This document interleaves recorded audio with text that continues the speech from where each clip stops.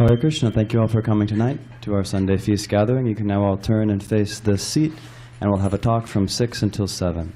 And tonight's talk is by Dvijamani Dasa Brahmachari here. This is Dvijamani's 4th year in the Brahmachari ashram here, serving Krishna. And his main service is going out and sharing books about Krishna with people at colleges and Balboa Park and other popular places. And tonight he will speak on how to make progress in your devotional life.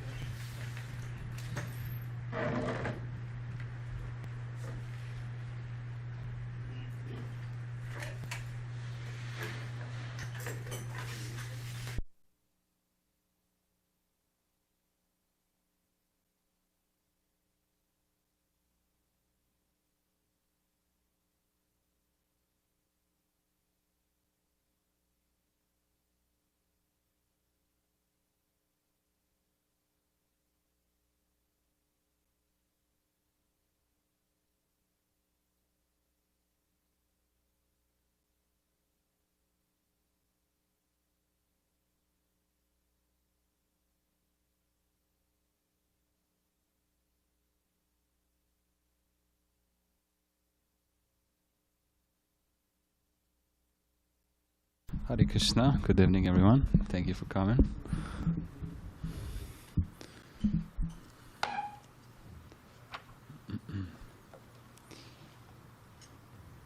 We'll sing Jai Radha Madhava, as always.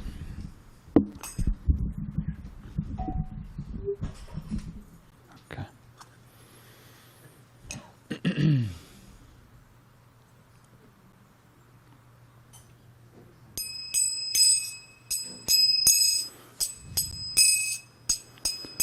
Jaya Radha Madhava Kunja Bihari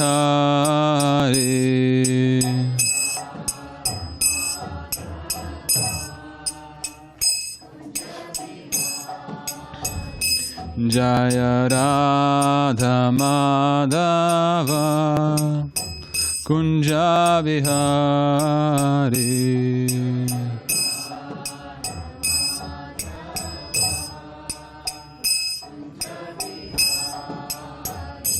Jaya Gopijana Vallabha Girivaradhari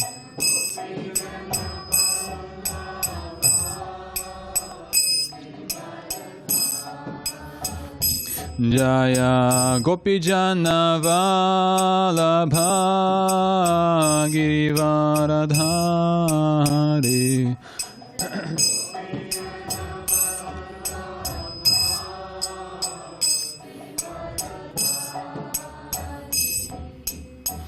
Yashodanandana Brajajana Ranjana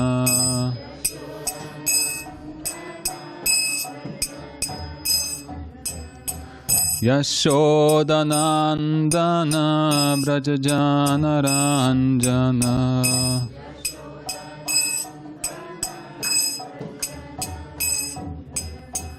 Yamuna Tira Vanachari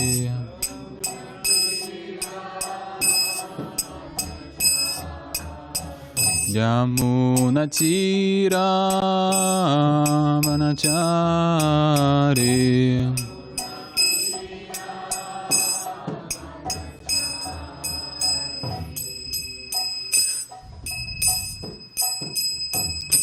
Jaya Radha Madhava Kunja Bihari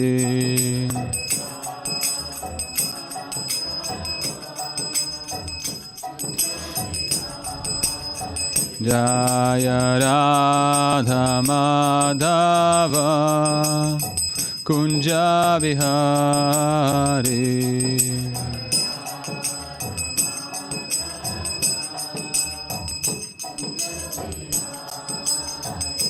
Jaya Gopijana Vallabha Girivaradhari.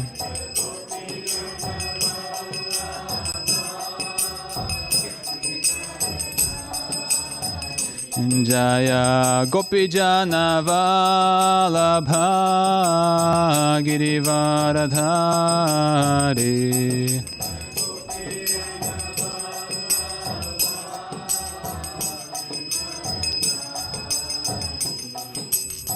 Yashodanandana Brajajana Ranjana.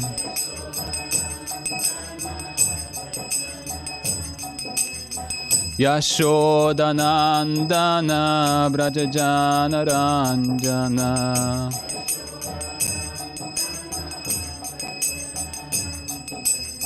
Yamunatira Manachari.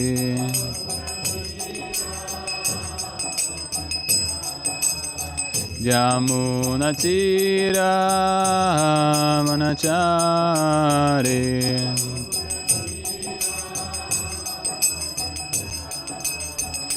Jaya Radha Madhava Kunja Bihari.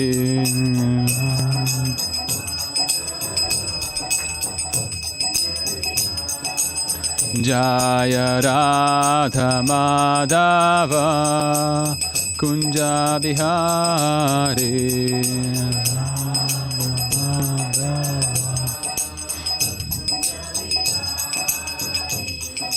Hare Krishna, Hare Krishna, Krishna Krishna, Hare Hare, Hare Rama, Hare Rama, Rama Rama, Hare Hare.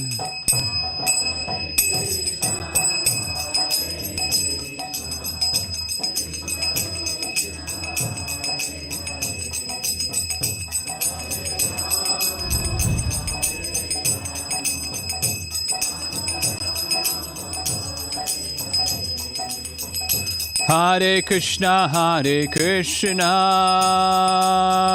Krishna Krishna, Hare Hare, Hare Rama, Rama Rama, Hare Hare.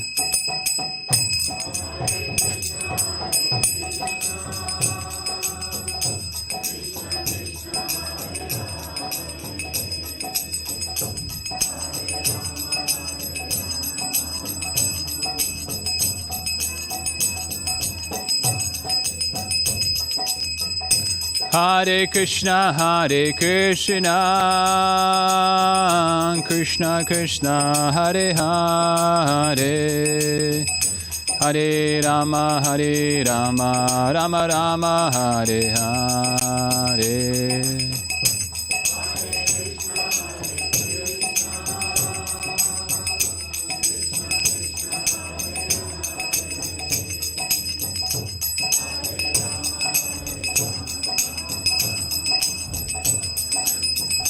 Jaya Prabhupada, Prabhupada, Prabhupada, Jaya Prabhupada.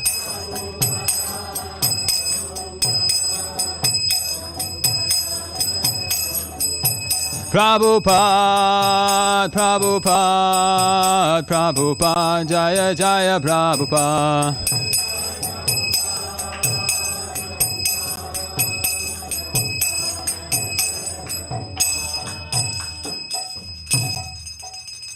Srila Prabhupada ki jai. Ananta Koti Vaishnava Vrinda ki jai. So today we're going to be reading from Srimad Bhagavatam, Canto 1, Chapter 2, text number 20. Om Namo Bhagavate Vasudevaya.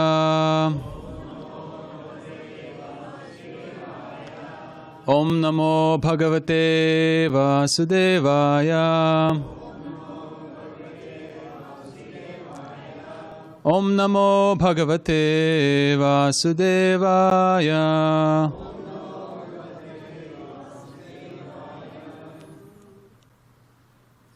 Gyanatimrandasya Gyananjanashalaka Chakshurmritam Tasmai Shri Gurave Namaha.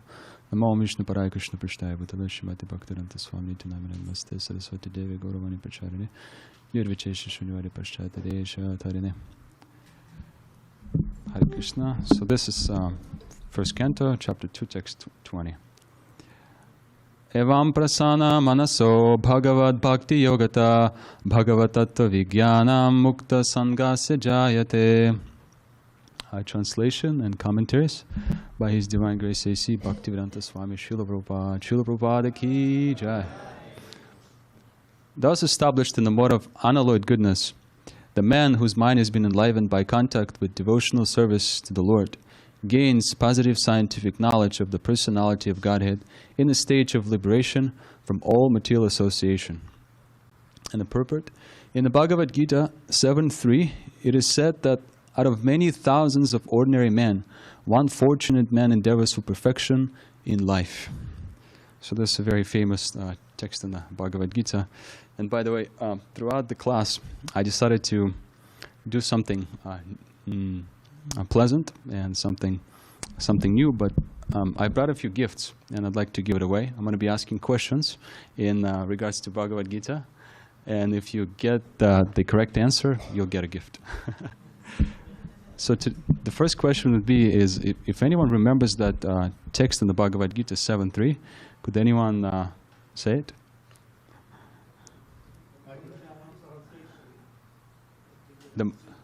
What about the microphone? This can be the easy one. Manushyanam sahasreshu kaschid yatadi siddhaye yatatam visiddhanam kaschan mam veti tattvataha. And the translation, please. I don't know if I know it by heart. Out of many thousands among men, one may endeavor for perfection, and of those who achieve perfection, hardly one knows me in truth. That's correct. Thank you so much, Vida Prabhu. If you'd like, you can come up to the Vyasa-san and get a gift now.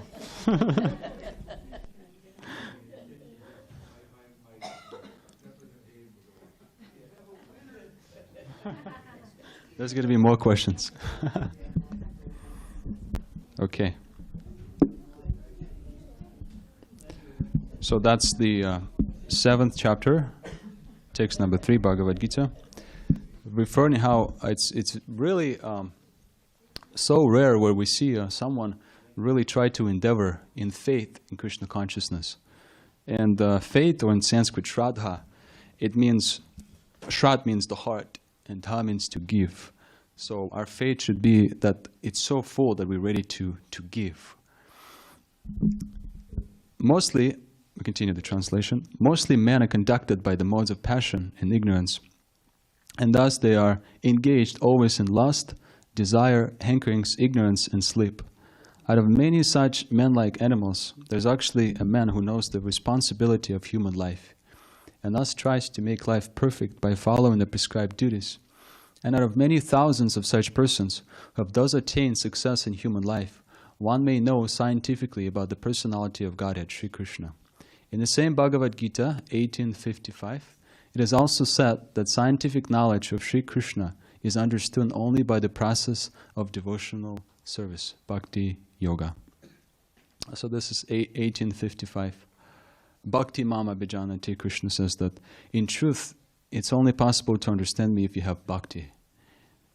And we're reading from this beautiful part of the Bhagavatam where if you look at the first chapter, the sages of Naimisharanya, they're gathering to ask questions Sutta Goswami.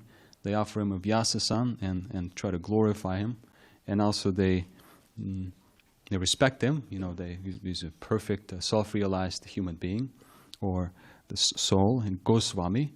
And he's in the second chapter, if you look at this one, this section, he's answering the questions that they asking him. And one of the first questions that they ask him is, what's the ultimate benefit, ultimate good for all people? And now I decided to speak on this verse because in this part of the Bhagavatam, it kind of speaks about the stages of bhakti, how the bhakti is developed, you know. So starting from text 16, Shusho Shushadanasya Vasudeva Kataruchi, It's a very famous text. This is where it is mentioned about Shraddha, the faith, and also Sadhu Sangha, plus the Bhajan Kriya, which is when we implement, when we start acting, when we start practicing bhakti in the presence of devotees. So this is text number 16. And if we look at text number 17, this mostly deals with anartha nivriti. Shrivatam Swakata Krishna Punya Shavana Kirtana. It says here that Śrī Kṛṣṇa, the personality of Godhead, was Paramatma, supersoul in everyone's heart. And the benefactor of the truthful devotee cleanses desire for material enjoyment from the heart of the devotee who has developed the urge to hear his messages, which are in themselves virtuous when properly heard and chanted. And of course we understand that there's some difficulties, obstacles in devotional life that we can encounter. And Krishna speaks about that. He speaks about lack of determination. And lack of determination comes from bhoga and aishvarya. So we tend to, when we born in this life, we tend to enjoy sense gratification and have this tendency to rule over and control everything that is in our possession and not in our possession. So, and that is a problem because it's an obstacle. If you have these things, if you're attracted by different appearances and sense gratification, then this is difficult to have strong determination in the mode of goodness. So therefore, we tend to have difficulties in spiritual life and spiritual progress. And Srila Prabhupada also brings up a very nice point that material sins, it says in the commentaries, are products of our desires to lord it over material nature. And it's very difficult to get rid of such desires. And specifically, he speaks about two things which are very difficult to deal with, which is women and wealth. There's a very big obstacle. Could be that they could help us, depending on, of course, the quality of our intention, how we use this. So, and many stalwarts, it says, in devotional life, they fell victim to this allurements of wealth and women. So, yeah, when one is helped by the Lord Himself, the whole process becomes as easy as anything by divine grace of the Lord. And the solution, of course, to this is to engage wealth and women in spiritual practice, and that's possible to do. We can. One of the most important responsibility we can take in family life is we can raise Krishna conscious children. That's how we can engage our propensity to enjoy sensually with the opposite sex. We can beget Krishna conscious children and raise them in Krishna consciousness. And wealth, of course, we can use our wealth to help propagate the activities in devotional life. And we can also invest it in education, spiritual education. We can go to travel to holy dham, holy places. Those are some things we can do with our wealth. Okay, so this is anartha nivriti. Text 17. Text number 18. Nashtapraya Shabadu should often hear that text before we recite the Bhagavatam. We usually say that. Nityam Bhagavata Sevaya Bhagavati Uttama Shloke Bhaktir Bhavati Naishtike. So this one deals with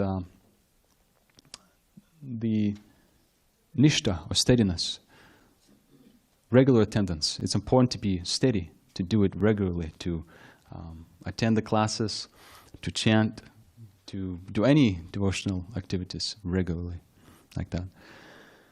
So the translation is by regular attendance in classes in the Bhagavatam and by rendering of service to the pure devotee, all that is troublesome to the heart is almost completely destroyed, and love and service in the personality of Godhead was praised with transcendental songs is established as an irrevocable fact.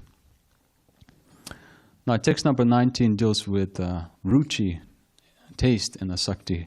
This is firm attachment. And as soon as irrevocable love and service is established in the heart, this is the translation of text 19, the effects of nature's modes of passion and ignorance, such as lust, desire, and hankering, disappear from the heart. And then the devotee is established in goodness, and he becomes completely happy. And that is the stage of Brahmabhuta, Atmananda, where we derive pleasure from within. We're not really so concerned about looking for pleasure externally. And of course, Srila Prabhupada, this is mentioned in the commentaries too, but the text says that it's got to be irrevocable love and service. Now, also, if we move up to text number 20, from ruchi and asakti we develop bhava and prema. This is the goal of our practice. Evam prasanna manaso bhagavad bhakti yogata. We should always feel jubilant, jolly in spiritual life. That's the whole purpose. Evam prasanna manaso. The mind should be jubilant, you know. And Srila Prabhupada explains in one of his classes that this Krishna consciousness is very scientific. It's Bhagavad Tattva Vigyanam. It's got it's science. In Srimad Bhagavatam we've got 18,000 verses. I mean, if it's not scientific, why do we need so many thousands of verses? You know. So yeah, if a devotee is practicing, if he gets the mercy of his spiritual master and Krishna, and eventually rise up to that platform of course, bhava and prema, then he's always constantly jubilant. He's always constantly enlivened. And we'll continue to read the translation to this text. The very same thing as confirmed herein in the above words. No ordinary man, or even one who has attained success in human life, can know scientifically or perfectly the personality of Godhead. Perfection of human life is attained when one can understand that he is not the product of matter, but is in fact spirit. And as soon as one understands that he has nothing to do with matter, he at once ceases his material hankerings and becomes enlivened as a spiritual being. This attainment of success is possible when one is above the modes of passion and ignorance, or in other words, when one is actually a brahmana by qualifications. A brahmana is the symbol of sattva guna, or in the mode of goodness. And others who are not in the mode of goodness, either kshatriyas, vaishyas, shudras, or less than the shudras. And here I'd like to ask another question. Could you please describe what is the state of goodness? How can we define goodness? What are some of the symptoms in the mode of goodness? How does a person feel in the mode of goodness? What does he develop and how does he feel? There are two things, two qualities mentioned in the Bhagavad Gita. Does anyone know? Besides Rita Prabhu. Bliss. That's close. Yeah, that's. Mm-hmm. Equanimity. Mm-hmm. Mm-hmm. Humility. Mm-hmm. What else? The bliss is correct. Mm-hmm. What's the second thing?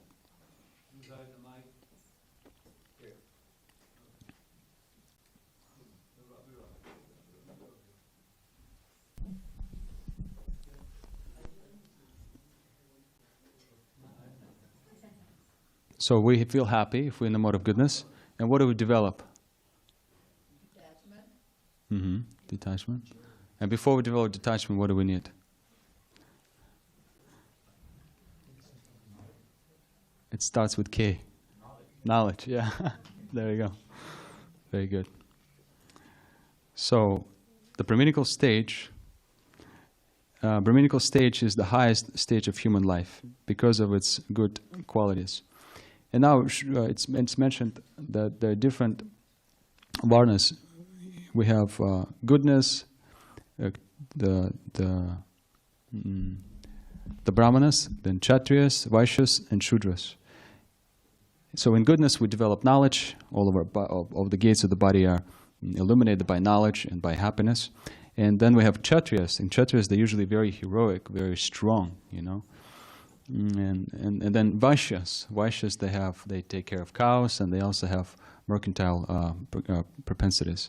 And usually it is described by Srila Prabhupada that when if you deal with the Vaishya, then when you come to his business place, you know, for example, he always tells you that you're my first customer. I'll give you the best price right now, like that.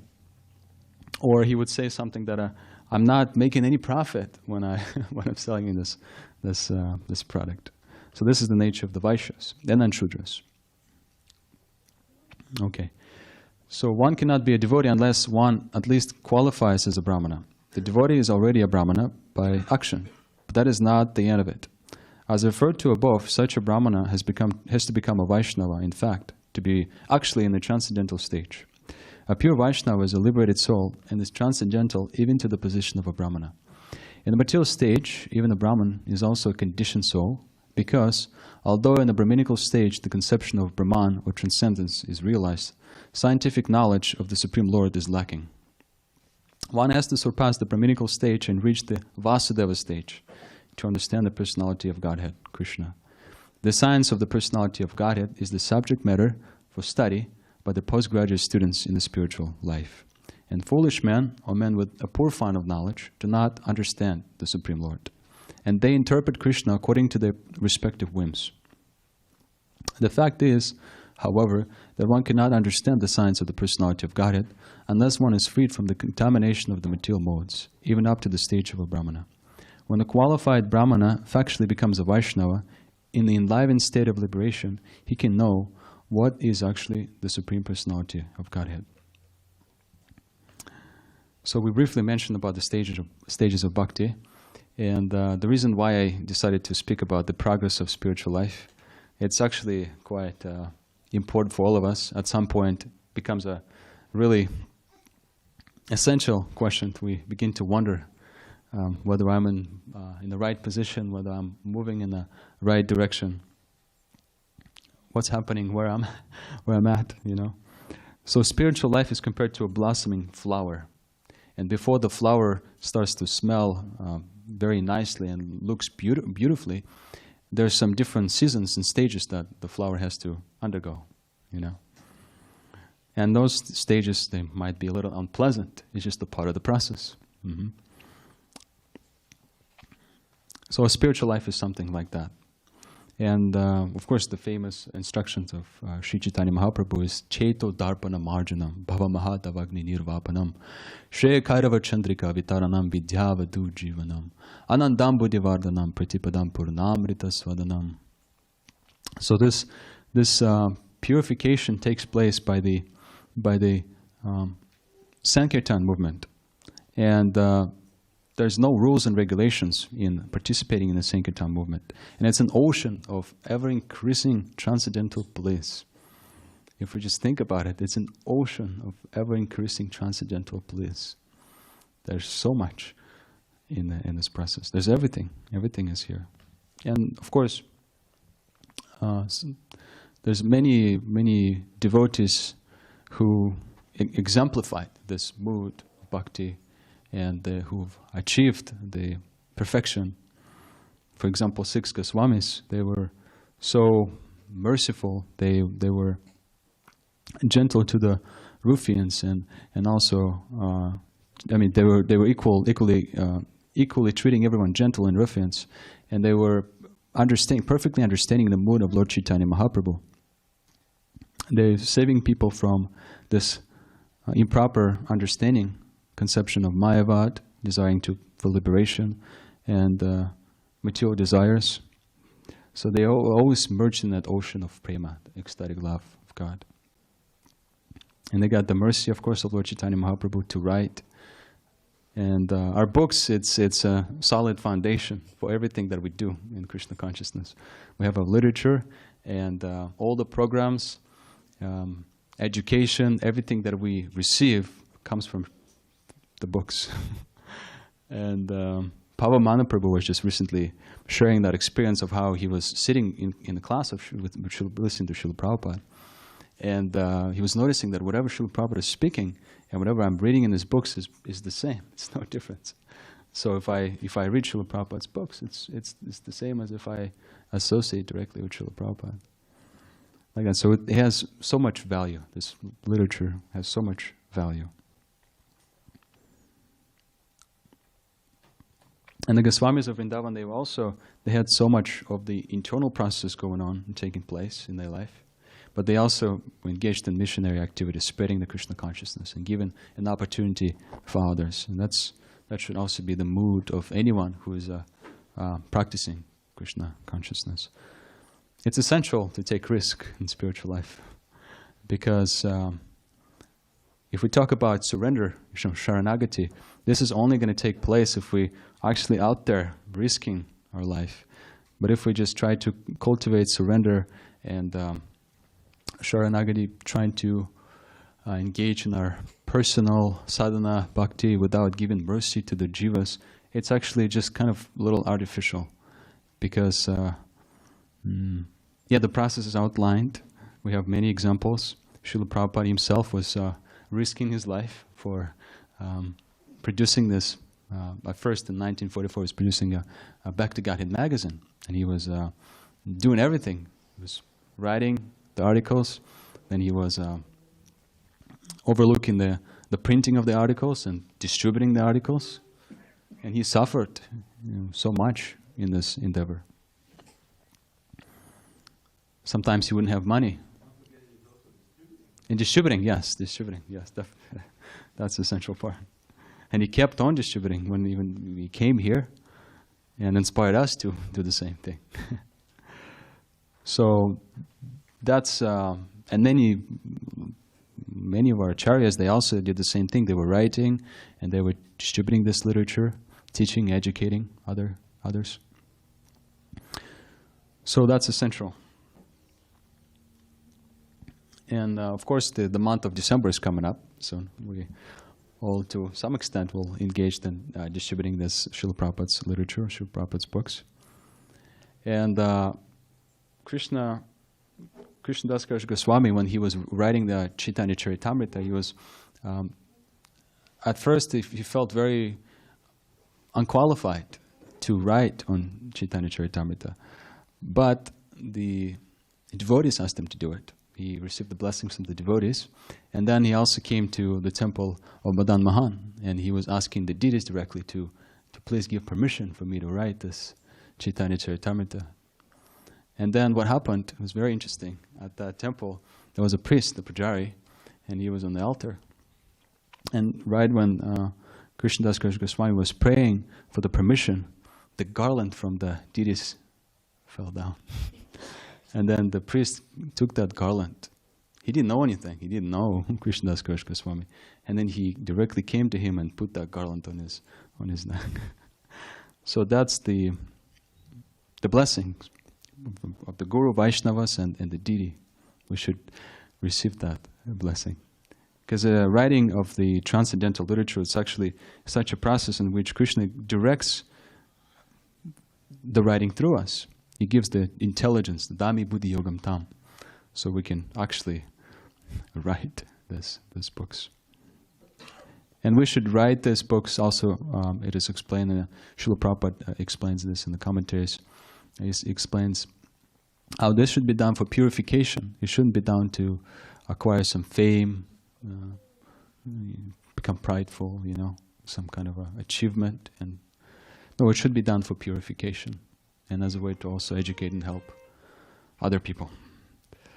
So, yeah, we'd like to also participate in this December marathon, distributing Srila Prabhupada's books, and we invite you all to do that.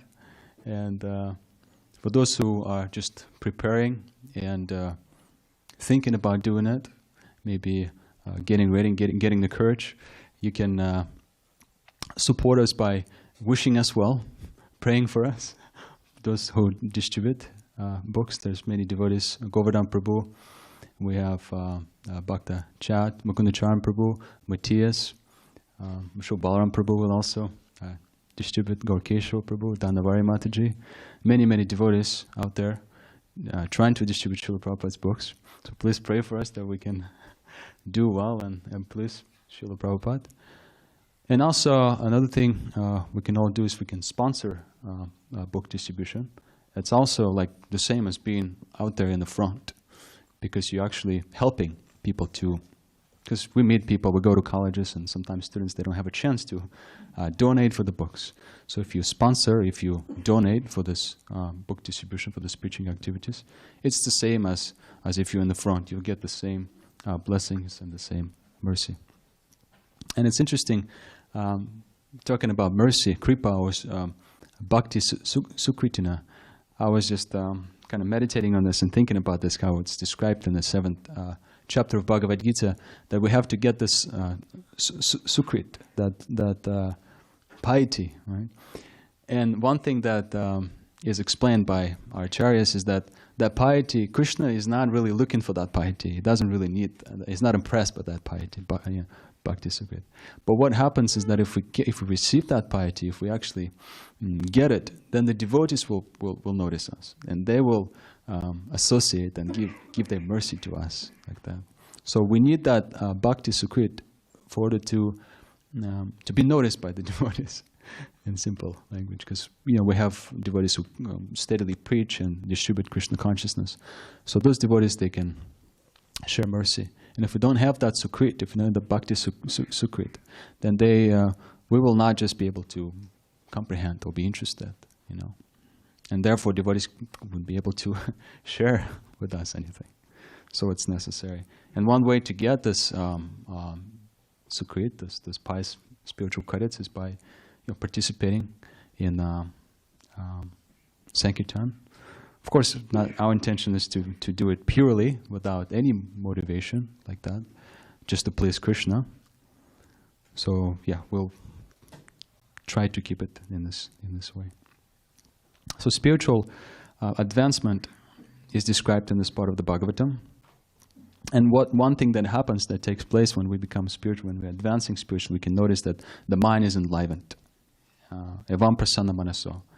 And also the influence of the modes of nature will go away.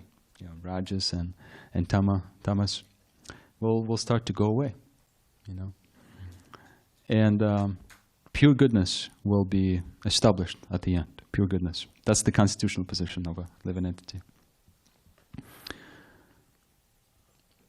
Sometimes I was also remembering when I was growing up in Russia, speaking about purification.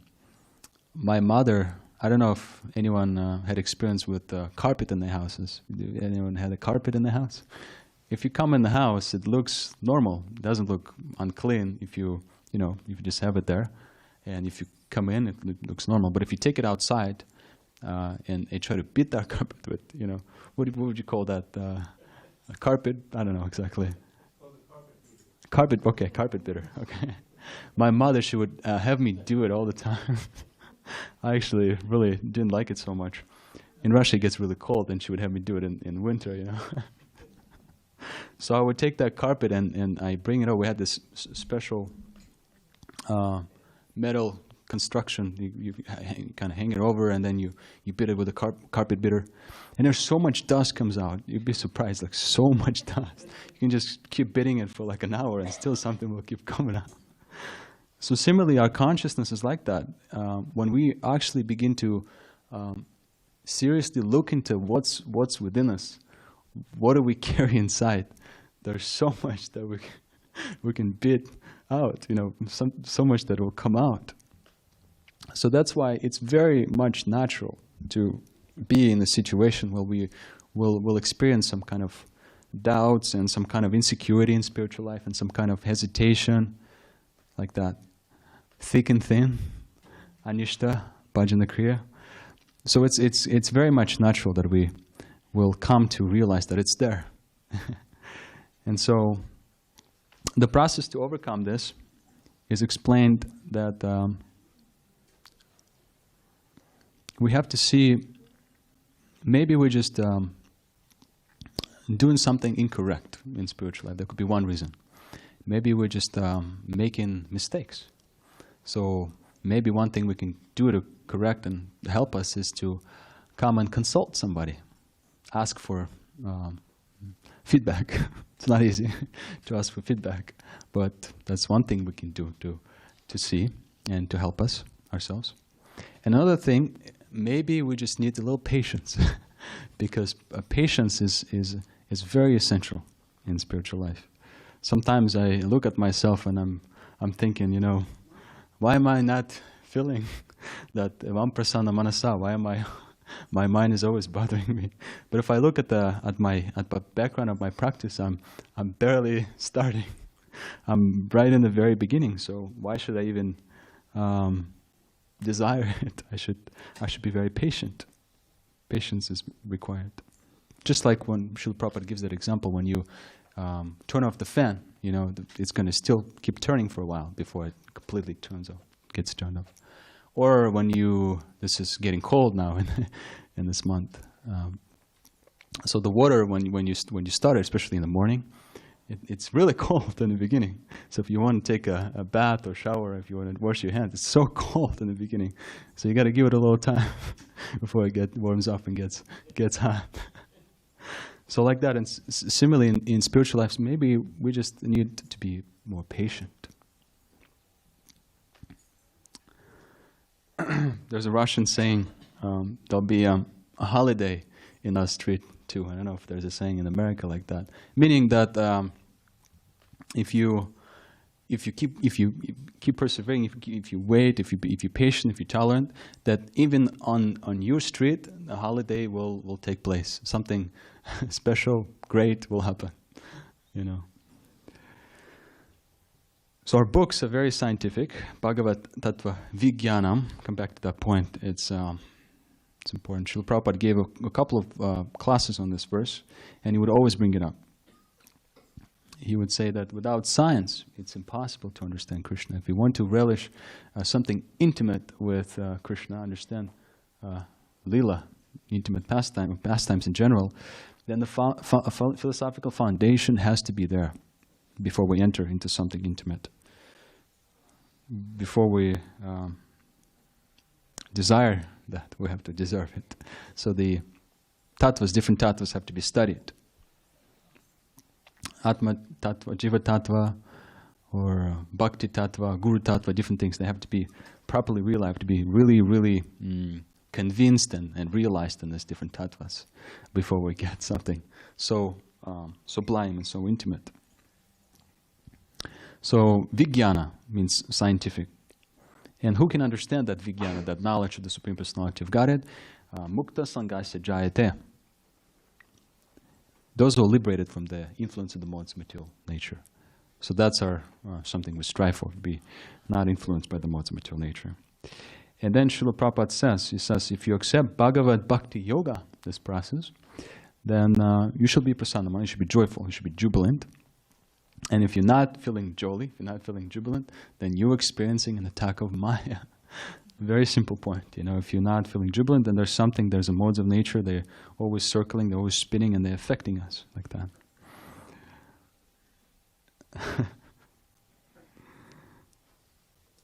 Spiritual life is always jubilant if we do it according to rules and regulations properly, with patience and proper conviction, determination. And Bhagavad Gita explains that there are 5 causes of actions, factors of actions. I'd like to ask you if you know of these factors. If you remember that text, it's in the 18th chapter. The 5 factors. Please raise your hand if you remember. You can name one or all of them. Which is the soul, the senses, the endeavor, the super soul, and what, the place? Yeah. Okay. Wonderful. Yeah. Yeah, another. Okay. We'll give a chance to someone else. Thank you so much. So ultimately, yeah, we ultimately endeavor, but the super soul is granting everything for us. That should be understood. So, yeah, spiritual people are always jubilant. They're always happy. They have a different aura to themselves, we can say. And material people, they are always morose. They're always unhappy. They're always bothered. They're always agitated by something. There's always some kind of anxiety. And I hate to bring it up, but we were distributing books at UCSD just a couple of days ago, right after the day of election. And it was quite a very, I should say, sad experience, actually. We were at UCSD, and if anyone has been to that school, there's a big library. Gazer Library, we call that? Gazer Library. And doesn't anyone know how many stories that building is? How many floors there are? Like maybe 8 or 10, at least 8. anyway, we were there, and we came there. I set up a table, trying to distribute books, and I noticed that there's some kind of a feeling of sadness and some kind of a feeling of, I don't know, kind of glooming experience. Like, in the movies, everything's just filmed in black, in black and white, and you feel like something really horrible happened, And I was wondering, what could it be? And then all of a sudden, there's 5 police cars coming in, rolling in, and they're blocking the entrance to the library like that. And I was like, what's going on? And I was trying to ask students, because some of them were crying. They were crying, and they were feeling unhappy. And so, I kept asking students who were in the center. And so it's not announced anywhere, I believe. It's not publicly announced, but someone was so strongly opinionated by, it's actually, forgive me, I should have said that in the beginning, some students were saying that. I don't know exactly if it's a fact, but they were kind of speculating on it. So someone committed suicide and jumped inside that building, that library, not outside, but inside, because they have the stairs leading to the top floor. And they were saying that, they did that because they disagreed with the outcome of the election. And one person who works with students, staff member, she told me that this school has a tendency to be very politically strong, active and strong, and they have. If you've been to that school, you see there's so many tents. They set it up and they speak about politics, communism, different things. So that's the mood of the school. And because of that, she also mentioned there's some kind of a separatism. Students are on their own. They just come to the school. They do what's needed, and then don't really make so much friendship. They just kind of on their own, kind of separated from everything. And even some student told me that I come here, I come with this, I don't remember exactly what she was doing, but she was setting up some kind of a booth and carrying things. And she said, I do that, I don't like doing this, but I just do it because I make friends like that. At least I'm doing something with people socially, So there's this mood of separatism, and that's exactly what material life is that we're just on our own. Sometimes we just don't have anyone to relate, to speak. Share our mind. Speak what's on our mind. Speak about what's on our mind. It's a difficult thing. Sometimes we're so tensed up that we might make a decision like that.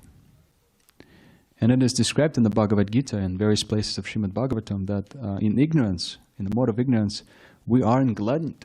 But in a way that we like to take intoxication, we feel laziness, we feel like to be asleep, we sleep for so long. And then in the mode of passion, we're gladdened by wealth, we're gladdened by a position in society, by something that gives us empowerment, like that. There's a story of Sanatana Goswami and a Brahmana who was worshipping Lord Shiva and asking for material prosperity. And he was asking him to help him. He was worshipping Lord Shiva. And then he told him, there's one sadhu that he lives in Vrindavan. Please come to him and inquire from him. Associate with him. He'll help you to gain what you're looking for. And then he came to him, and he saw that Sanatana Goswami, he had a touchstone in the garbage, And then the Brahman asked him, what is that touchstone? It must be something, the most precious thing that you have. And he asked for it. And so Sanatana Goswami gave it to him. Yeah, you can take it, not a problem. And then Brahman, he took the touchstone and he came, he left the Bhajan Kutir, or place where he was staying. And then he kind of was thinking to himself, I got that touchstone, but it was in the garbage. Must be not so important to Sanatana Goswami, that sadhu. So he came back to him and he told him that maybe there's something more valuable than that stone, that touchstone you have. And in reply, Sanatana Goswami told him, yes, there's something more valuable, but you gotta do something before I tell you what it is. throw away that touchstone into the water. Come back to me and I'll tell you what it is. So he did that. He threw it away and he came back, and Sanat Goswami told him that the most valuable thing in life is Hare Krishna, Krishna Krishna, Hare Hare, Hare Rama, Rama Rama, Hare Hare. It's Krishna. And Krishna is now in this age, Kali Yuga, comes in the form of the holy name. So our factual advancement in Krishna consciousness is measured according to our freedom to material attachments. That's what Srila Prabhupada explains. If we still have material attachments, that just means that we're not exactly relishing the relationship with Krishna yet. I'd like to conclude by doing, if we have, I hope we have time, 10 minutes, I think we will have time. It's going to be a short quiz. Well, kind of like a spiritual health check in regards to our progress in spiritual life. I think it's important, since we're speaking on that matter. It's good for me, and I'm sure it could be also good for all of us. So I was inspired by a lecture of His Holiness Swami Bhagavan Keshava Swami. He was speaking in Philadelphia about how spiritual life can become boring sometimes. And he was, was bringing up this point how we should check ourselves where we are, how we're feeling, and ask questions, to understand our position. And they did studies. They studied the scripture, the characters of Srimad Bhagavatam, and Madhuri Kandamini. Also, they studied this development of stages. And they came up with the 7 questions. And Maharaj spoke in this class. And so we can, I'll read the questions or the statements, and we can try to rate from 0 to 5. How are we feeling in these different statements and questions I'll mention. So the first one is, I'm eager and enthusiastic to learn and grasp new insights in Krishna consciousness. And you can just write it down or write it on your cell phone, or maybe just keep it in your mind. Those who are born before the 90s, they can probably do it in their mind. Those who are born after, they need a cell phone. So that's the first one. I'm eager and enthusiastic to learn and grasp new insight in Krishna consciousness. And I'll ask for numbers at the end, so please calculate and see. Second one is, I have spiritual friendships where I can be completely honest with that person. I'm not afraid to reveal my mind, and I'm not afraid to be close and to be vulnerable with that person, spiritually. When Rupa Goswami speaks about revealing the mind with devotees, he doesn't talk about gossiping or anything like that. He speaks about how we reveal our mind about subjects that are related to spiritual progress, spiritual journey, things like that, our realizations of Krishna, the service we do. So that's the second one. So rate that between 0 to 5. Third one is, I think about the ultimate goal of life that I have on a daily basis. Daily basis, every day. I think about it. I remember that goal. And by the way, does anyone know what is our ultimate goal of life in sadhana bhakti, in Krishna consciousness? Please, shortly. Besides Ravira Prabhu. Okay. Love Krishna? Yes. Prema Pumarta Mahan. Love of God. Prema. You get a gift. Please come if you can.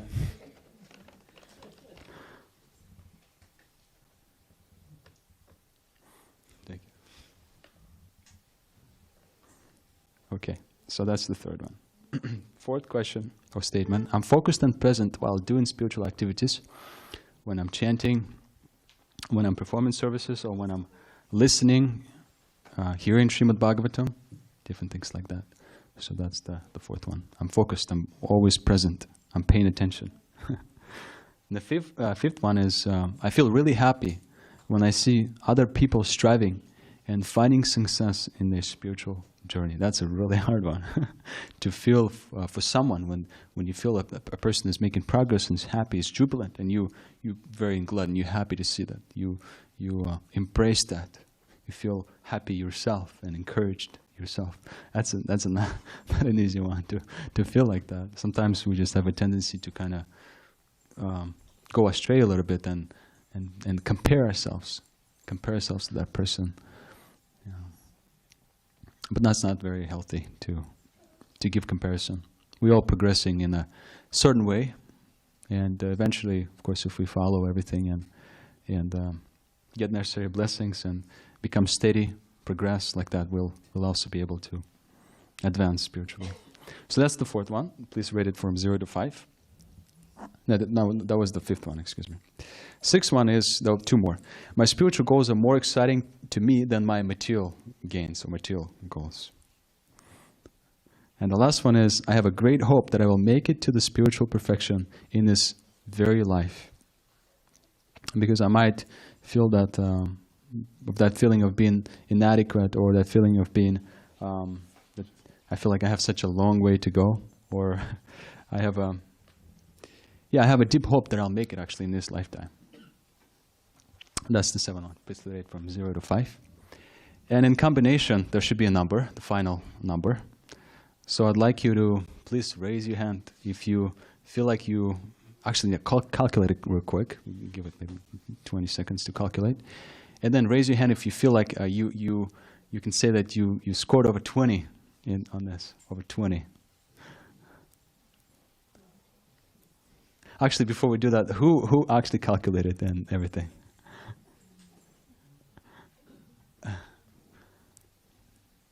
Thank you. So who scored over 20? Please do it one more time. Over 20. And all of this. Finally. Thank you. Thank you. That means that we are pretty healthy, of course, generally speaking, in our spiritual life. Yeah, these questions, they help us to be introspective. It's important to be introspective and to. This whole class is I'm also speaking to myself to emphasizing different points to remind myself that it's really essential to be introspective. Like there's a verse in the Bhagavatam, self-control and introspection is essential. So questions like that, they help us understand what kind of direction we're moving on, like that. And they're not random, again, they're not random questions. Those questions are based on scriptural studies. They did the studies with the devotees from Bhaktivedanta Manor in London, like that. We can trust them. Okay, so I'll conclude by saying that we spoke about the Srimad Bhagavatam, different stages of advancement in spiritual life, from Shraddha to Prem. And we also spoke about the current state of our advancement. We were asking questions about that now at the end. And spoke about how it's important to be gladdened, but not by the modes of passion or ignorance, being gladdened in the mode of goodness, and then eventually strive with Vasudeva state or Shuddha Sattva. Yeah, I gave some examples. ISKCON Swamis, Srila Prabhupada, our acharyas. Those are the devotees we follow in their footsteps. So I'll conclude here. Thank you so much for. Actually, no, I won't conclude. I'll ask the last question.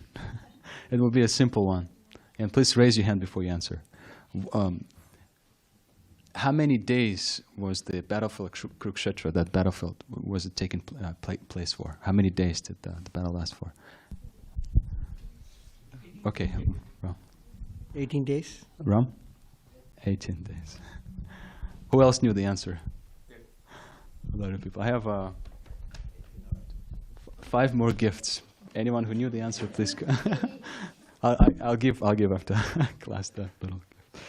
So thank you so much, and we have a little bit of time for one question, and if anyone has a burning question. You mentioned Sanskrit, that God says, "I give them the intelligence by which they come to me." What's that verse? That's 10th chapter of the Bhagavad Gita. 10. How does it go? 10, Tesham satatam yuktanam bhajatam pritipurvakam dadami buddhi yogam tam yena mam upayanti te. This is chapter 10, text number 10. That's the Charu Shloka of Bhagavad Gita. Could you say it one more time, please? The Sanskrit? Tesham satatam yuktanam bhajatam pritipurvakam dadami buddhi yogam tam yena mam upayanti te. That's the word from the Thank 10. you. Buddhi Yoga. Buddhi Yoga, yeah. Krishna gives that intelligence if we engage in the process of Buddhi Yoga or devotional service.